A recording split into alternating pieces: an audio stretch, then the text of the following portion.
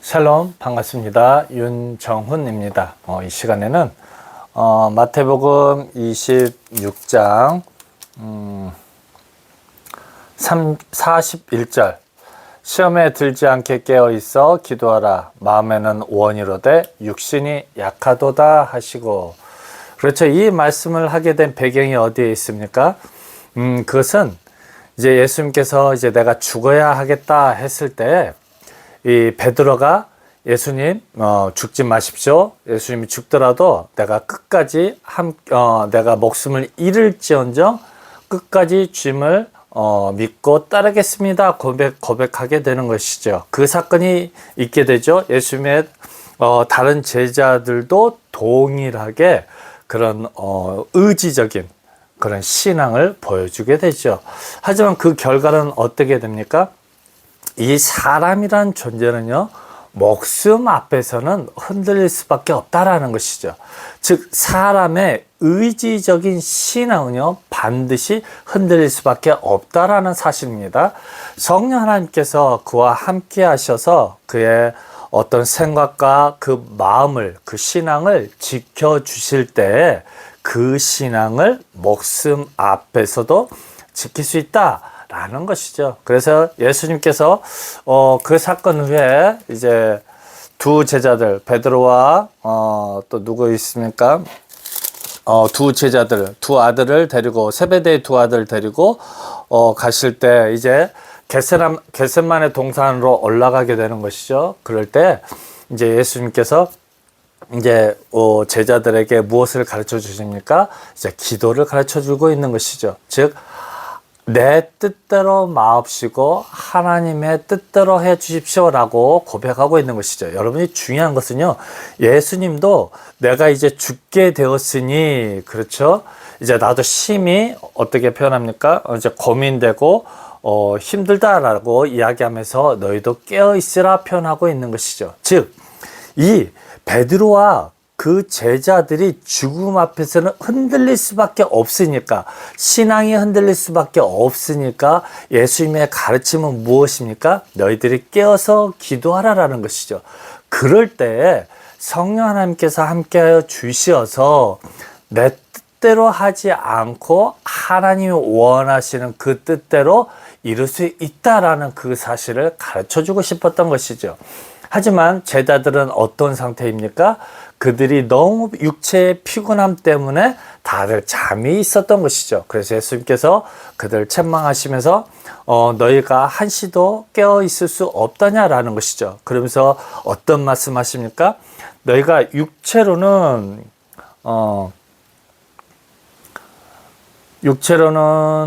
시험에 들지 않게 깨어 있어 기도하라. 마음에는 원이로되 육신이 약하도다 라고 표현하고 있는 것이죠. 여러분, 이 마음으로 약하다는 뜻이 무엇이겠습니까?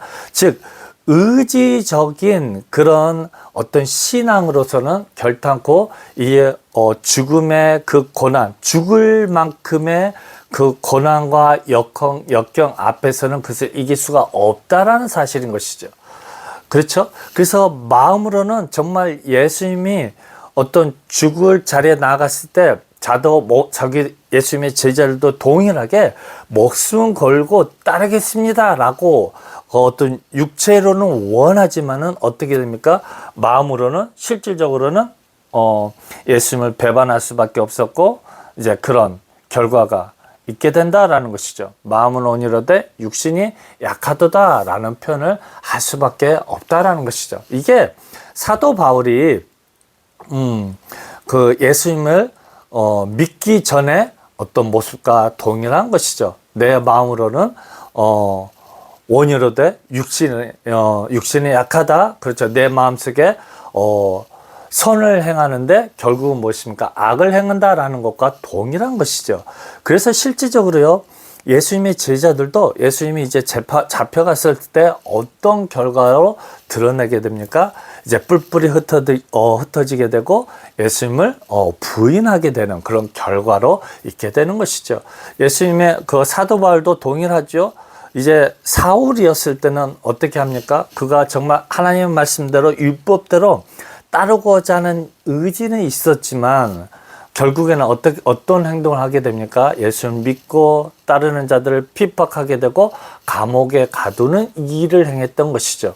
하지만 이 예수님의 제자들이 언제 변하게 됩니까? 이제 성령께서 마가의 다락방에 함께 하셨을 때에는 그 이후로는 정말 그들이 어떻게 됩니까? 자기의 원대로 하지 않고 깨어서 기도함으로 성령 하나님께서 함께 하실 때 그들의 전생애가 바뀌었던 것이죠. 이제는 그들은 이제 죽음 앞에서 두려워하지 않는 신앙을 보여주게 된 것이죠. 우리의 신앙도 동일합니다. 죽음 앞에서 이제 예수님을 나의 구주, 나의 하나님으로 영접한다. 그 고백하는 말 한마디로 우리는 구원받을 수 있다. 다 거짓말인 것이죠. 왜냐면요, 그 신앙은 성령 하나님께서 함께 하시기 전에는 알 수 없기 때문인 것이죠. 즉, 여기서 표현한 것처럼 육체로는 마음은 원이로되 육체는 연약한 인생이기 때문인 것이죠. 그래서 반드시 성령 하나님께서 임재하실 때, 여러분 이 성령 하나님의 임재도 주권은 누구에게 있습니까? 우리가 원한다고 임재하는 것입니까? 아니죠. 우리의 마음과 생각을 감찰하시는 주님께서 우리가 마음을 받을 만한 준비가 되어져 있을 때 예수님께서 세상 끝날까지 함께 하겠다. 너희가 힘써 모여서 기도할 때 내가 속히 오겠다는 그 말씀을 믿고 기도할 때 성령 하나님께서 임재하시는 것이죠. 그랬을 때 성령 하나님께서 함께 하실 때 이제 전 세계를 향해서 복음을 증거할 수 있었던 것이죠. 그래서 여러분 반드시 우리는 이 사실을 기억해야 합니다. 우리 의지적인 믿음은 믿음이 아닌 것을 기억하시기를 소망합니다. 우리 주님께서 우리의 믿음의 근본이 되심을, 성령 하나님께서 우리의 믿음이 근본이 되신 것을 우리는 반드시 알아야 할 것입니다. 성령 하나님께서 함께 하실 때 우리가 그 성령 하나님께서 알게 하시고 깨닫게 하시는 그 능력으로 우리에게 이 신앙을 지켜갈 수 있다라는 그 사실을 믿으시고 이제 이 시간에 우리의 마음을 놓고 하시는 그 성령 하나님의 음성에 아멘으로 화답하여서 성령 하나님을 우리 마음 가운데 영접하시는, 그리하여서 우리의 신앙을 더 반석 위에 세울 수 있는 그 믿음을 소유하시는 저 여러분이 되시기를 주님의 이름으로 부탁드립니다. 감사합니다.